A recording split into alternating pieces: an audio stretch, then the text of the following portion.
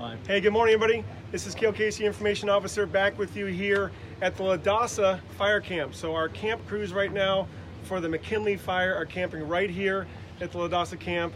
Wendy and Sister Sue and the other staff are taking great care of them. We might even have Wendy come out here later. Behind the camera, again, I've got Deputy Incident Commander Tom Kurth. So if you do have questions, post those here. Tom will read them out here towards the end of my presentation, and we'll get your questions answered. Let's go ahead and orient you. It is Tuesday morning. We just had our operational briefing.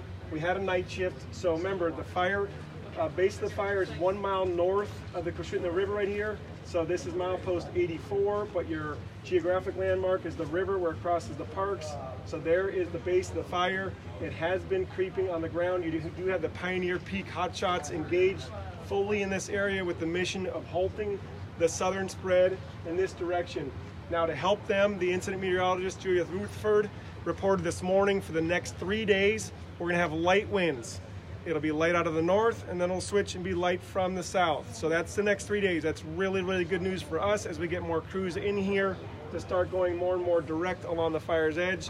If we can keep the wind at bay, that gives our firefighters a chance to be very aggressive and start stomping the edge. We need to be right up against the fire, and when those winds kick up, we have to pull resources off because, again, firefighter and public safety are absolutely the most important. By the weekend, we could be getting a return of the northeast winds, according to Julia. We'll keep updating you on that. Fire weather is something that's hard to look out for in 5 days and say what's going to happen, but right now, light winds for the next 3 days. The railroad is back open. The trains will be moving. There still are pilot cars from milepost 71, which is right near the Willow Fishhook turnoff where there's a great coffee stand right there. That's where the National Guard is stopping traffic on the southern end, and on the northern end, it's milepost 99 Talkeetna. So expect your long delays there. Those will be the pilot car areas. And again, the fire behavior today is a ground fire that's creeping around. Midnight Sun still engaged on the north side of the fire. White Mountain initial attack crew engaged on the northwest and working their way around as much as they can go direct.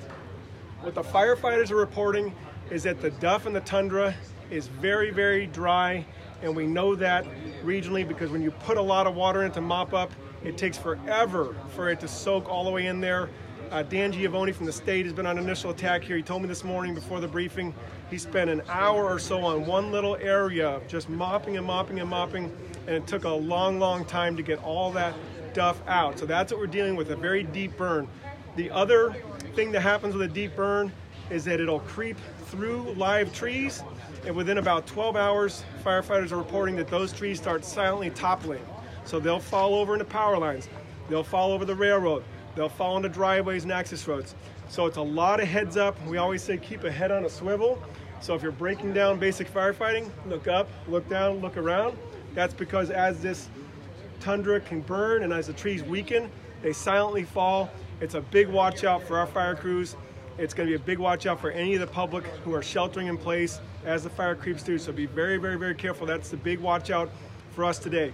There's going to be a lot of aviation today. Again, with the bucket ships, the firefighters talk on their radios directly to the bucket ships. They have an air-to-ground frequency, so the pilots are dropping precision drops. They're not just out there on their own. They're talking with the fire crews. So when you see those ships moving, they're doing a lot of strategic work in there. If we can get retardant ships in, we will. Yesterday we got a nice retardant line on the southeast corner, but then there's also smoke impacts, and those big heavy aircraft need good clear visibility to come through here. So we'll get them back in if we can. Today at 3 p.m. at the school just south of the Willow Community Center, we're having a community meeting. We will live stream that on this page, the Alaska DNR Division of Forestry page. We also cross-post this all over the place, but if you want to catch the live stream, it's right here on the DNR page. 3 o'clock today. We know that that's short notice. There's an assembly meeting tonight at 5 or 6 p.m. where the officials need to be later, so we went ahead and decided that a 3 o'clock meeting today. We'll also be trying to plan a meeting for the north side of the fire tomorrow or the next day. We're not going to forget about you up in Talkeetna. We know that there's a big roadblock up there. Norm McDonald, our incident commander, made it very clear to me today. We are going to do a meeting up to the north. That won't happen today, but it will happen in the very short order, so tune in to the live feed. And again, post your questions here. Tom, do we have any right now? You know, the audience seems very good about recognizing the implications of the wind events and that the wind has died down here.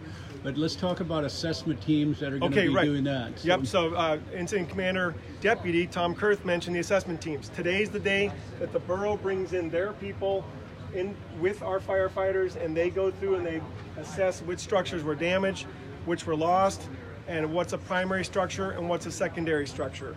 So that will happen throughout the day. That can be a process that takes days. There's no timestamp where I can tell you at the end of this shift or by sometime tomorrow or the next day we'll have that number, but it is officially beginning today. That hasn't happened until today.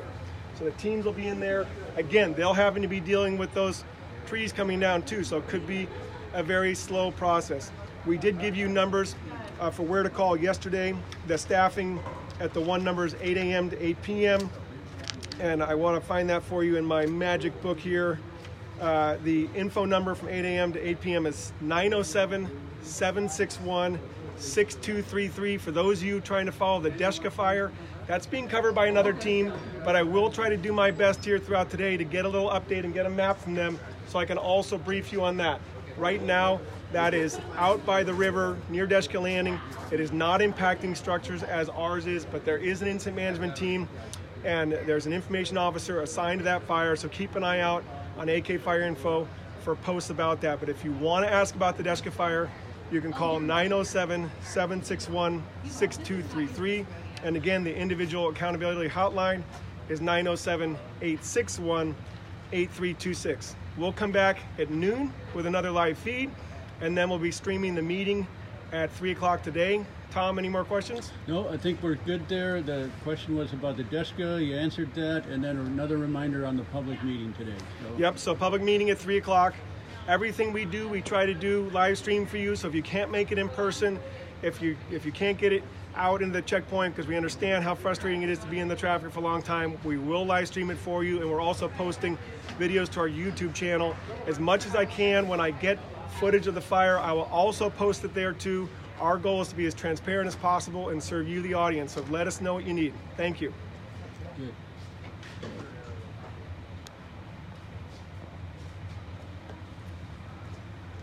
Okay, I think we're still, we'll go ahead and do